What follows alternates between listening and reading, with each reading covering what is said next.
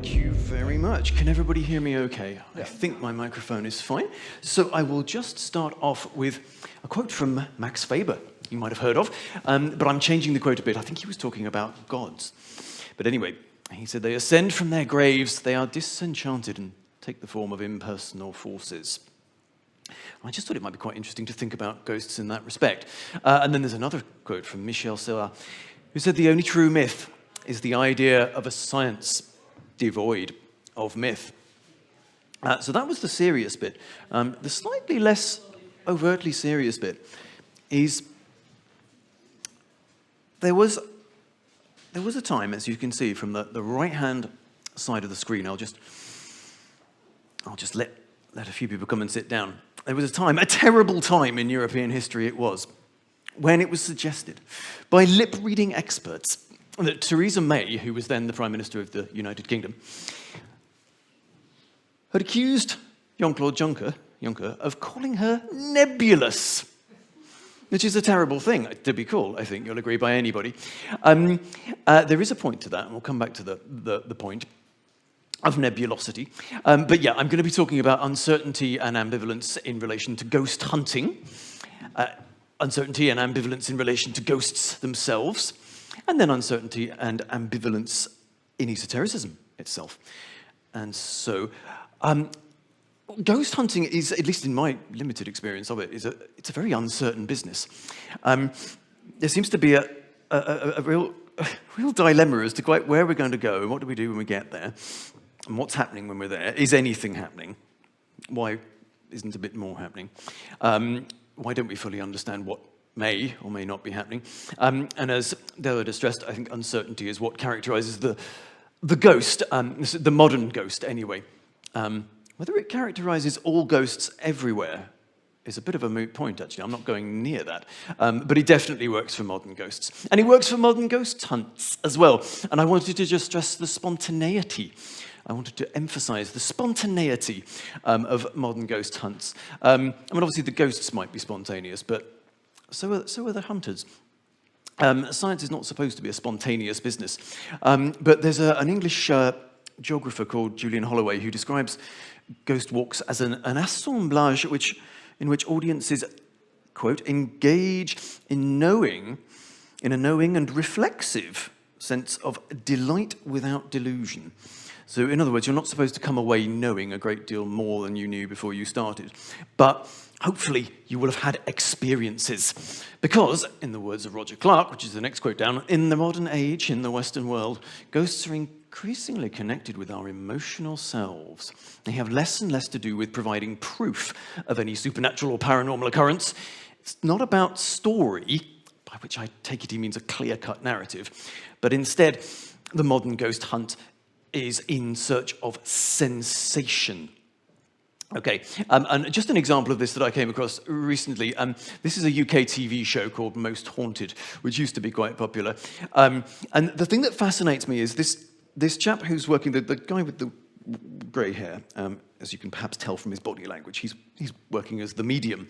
And he's contacting someone or something, but these sort of subtitles, it's not quite the right word, but that sort of strap line down there, it's kind of, I don't know whether it's kind of self-deconstructing the narrative or something, but it's basically contradicting him completely, because it's just saying, well, there are no details of the name in the record books that are connected to the bell-in, so, sorry, Mr. Psychic. It's very strange that there's no particular attempt to be in any way positivist at all going on, quite the opposite. That is probably enough of Derek Akora, but we can say more about him if we need to. But it's an example that, it's just a nice example, I think, of a widespread tendency. I'm going to skip through the Charles Dickens quote, because as usual I'm running out of time. But I quite like the Jim Steinmeier quote, because he said ghosts don't make sense. When they're photographed, they're hardly there, as you can see from the photograph. When questioned, they have nothing to say. Mediums are necessary to interpret for them, and they generally do a bad job. I don't know if ghosts were ever visually clear. I get the impression that they were not as vague as the one in the image historically. Macbeth and Hamlet didn't have any particular doubts about who they were seeing. But the thing is, I'm going to be arguing that this is not a bug, it's a feature. They are supposed to be like that. You can barely see it at all on the big screen, but there's supposed to be something there. I hope you can see a rather blurred phenomenon. I love that word penumbra, which actually comes from a Latinate word for ghost, but there's probably ghost in the sense of shade. But I'm going to have to skip through that. And then we've got this thing about the ghosts not quite knowing what they're doing. The activities of, I suppose the activities of ghosts were always probably a bit variable and a bit multiple, and they're not robots, to be fair, but they seem now to have a degree of unpredictability and a sort of caprice, which is really quite novel. Quite a long time ago now, the folklorist Lang concluded that the age of purposeful ghosts was over, and the modern ghost is a purposeless creature. Why? It appears nobody knows why. He has no message to deliver, no secret crime to reveal, no appointment to keep, no treasure to disclose, no commissions to be executed, and, as an almost invariable rule, he does not speak, even if you speak to him. Okay, and there's another image, as you can see, there's another ghost, perhaps or not, presumably in the top left of that image, which was just screen capped from Facebook fairly recently. Now, we know about the fact that ghosts are very often said to be energy. We have an anomaly. That's all right. Anomalies are fine. That's what it's all about, uncertainty this afternoon. So, talking of uncertainty and instability, Tanya Luhrmann's quote, you can read that. Tanya Luhrmann's quote Tanya Luhrmann is so well known that I think her work needs no introduction here. But the energy it's often said to be sort of aqueous, or at least fluid in some way. By aqueous, I just mean watery. Lots of naturalistic metaphors of currents and waves and rivers and streams are used, at least they're certainly used in English, in Anglophonic esoteric discourse, and I presume it's the same in other languages. But also, energy's magnetic, and it's electrical, and it's radioactive, and it's all of the above mixed together in some interesting kind of way. But it seems to be the electrical energy which is most striking, visually at least, and culturally, probably. And also it's subjectivized and it's relativized, because the thing about energy is it's relative to a person and a place and a time and the mood that you're in that place at that time, and it's also relative to material objects. A lot of people have talked about subjectivism in relation to esoteric discourse and practice, haven't they? There are at least 3 fairly impressive scholars quoted in the writing, but the images of Charles Taylor's Ethics of Authenticity, where he talks about the subjective turn. He talks about the subjective turn in late modern society. Now, in a positivistic culture, I think any kind of ambiguity is problematic. In a culture which has elevated the instrumental, any lack of a clear function is a concern. So, if ghosts are ambiguous and purposeless, in a weird kind of a way, I think that does actually bestow some sort of a strange purpose upon them. And that's the power of the ambiguous. There's just another picture which I just took from Facebook. Somebody's camera was malfunctioning. They do that, digital cameras, when you're around ghosts, it would seem. And I would just... What am I just trying to get at here? I'm just trying to get at the fact there was this thing about digital glitch art, but there isn't really time for that. But I'm just going to jump right to the last paragraph on that slide. I think if you get an image of a ghost, obviously it's blurred, but a lot of the time the camera deigns to function, the camera doesn't function at all.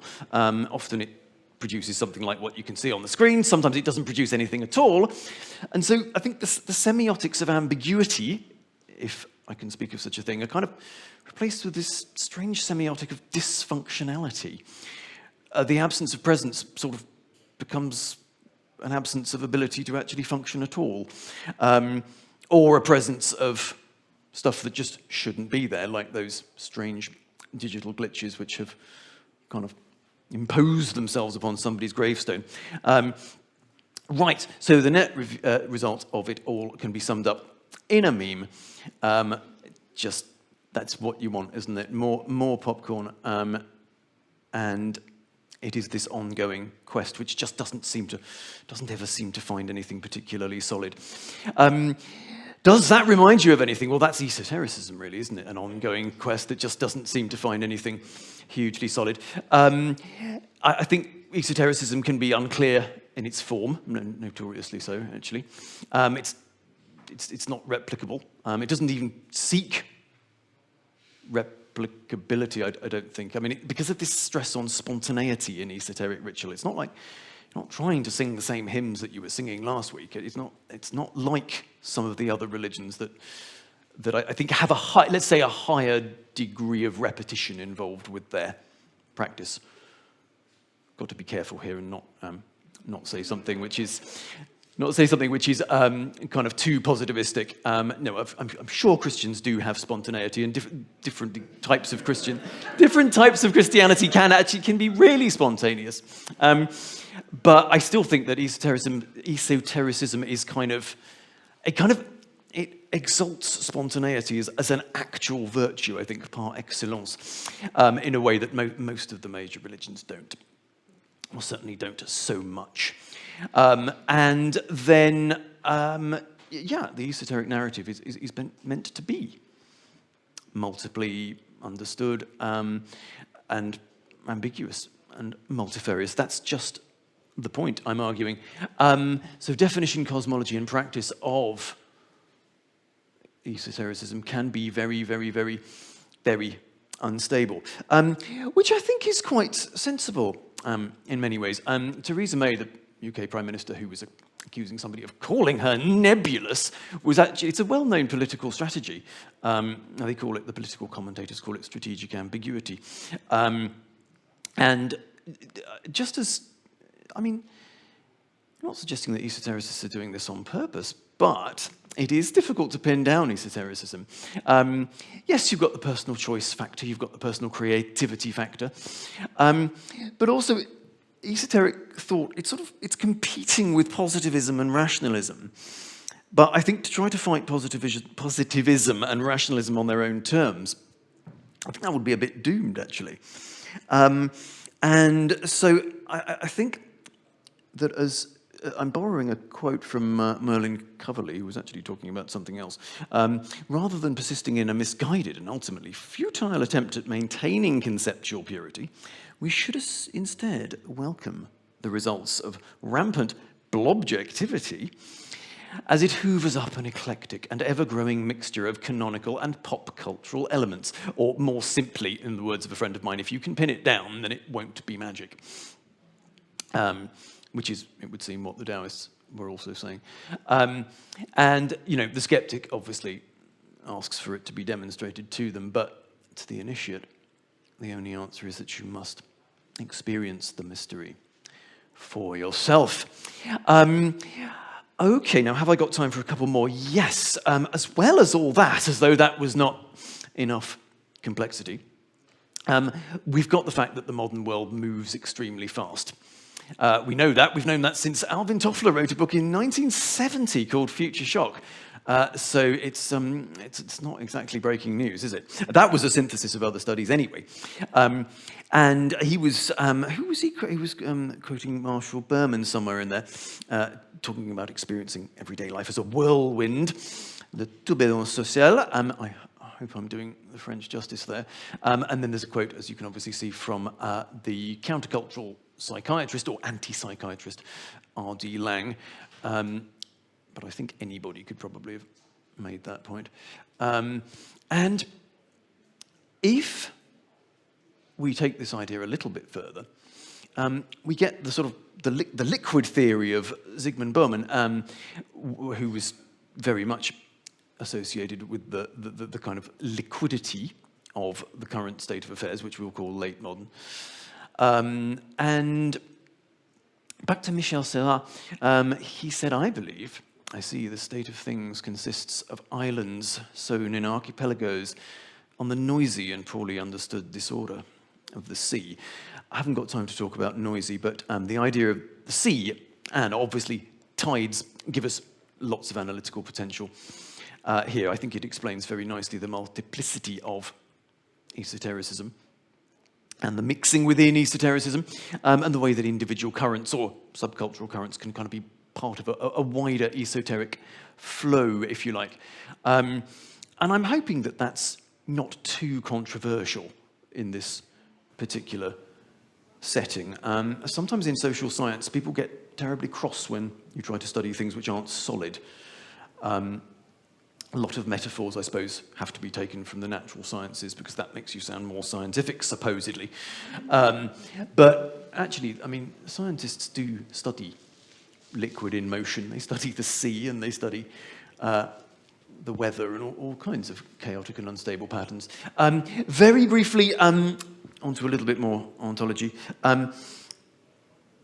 The idea of esoteric energy is a very scientific idea, obviously. So it is, or it was, modern. I'm just wondering whether or not there is something. I mean, it just seems that all we ever hear about energy these days is how much it costs and how much trouble it causes. I mean, in the real world, not within the esoteric world. And I'm going to throw out this idea that it's this sense, perhaps, of referencing a promise, a haunting promise, on which science never actually managed to deliver. And I try not to dwell upon the irony of kind of thinking about esoteric energies and worrying about how I'm going to pay the electricity bill at the same time. And then, just another, I'm going to run out of time, but I'm going to throw out another one. This book, I have not fully had time to read because it only just came out, but I think we can see what he's doing. This is a completely different kind of ghost, though. These ghosts are the hungry ghosts of the Buddhists, and they're not very nice at all. And they are, well, they're used clearly by Watson in this book to actually put a new spin on a quite familiar criticism of the esoteric, basically. It's got all tangled up with capitalism and the quest for novelty and the fact that, you know, we need another flavour of candy by the middle of next week, otherwise we're going to just get bored with it and not buy any more of it. I'm going to skip down to the third bullet point there. We don't know what we need, and so as long as we can stay in hungry ghost mode, we'll never know. We haunt our lives without being fully present, which is actually a quote from someone else, but it's in the book on the right. I'm just going to leave that one with you, actually, whether or not esotericists are hungry ghosts. I'm going to be diplomatic. I'm going to say hopefully not, but you can see how esotericism sometimes allows for that very possibility. Finally, I don't want to talk too much about, I don't want to essentialize esotericism as only being about uncertainty. There is another side to the coin, and I just wanted to briefly mention, I mean, we talked about sort of responsible study of, the keynote speaker in this morning's very thought-provoking keynote talked about the sort of ethical responsibility that sometimes has to be, well, that always should be faced. And there are times when you do need very solid definitions of things. And on the right was the very sad case of a young girl who was murdered in the UK, not particularly for being esoterically involved, but there was a great deal of legal complexity, shall we say, which required a great deal of positivism, actually, because if you're going to define something as a hate crime, you need to figure out what it is that people are hating. And obviously, if social scientists are saying, well, esotericism is very uncertain, and sometimes it could be a bit of this and a bit of that, that's actually not very helpful in a court of law. I don't know whether it ever actually was properly defined as a hate crime in the UK. It's one of those things that's just too...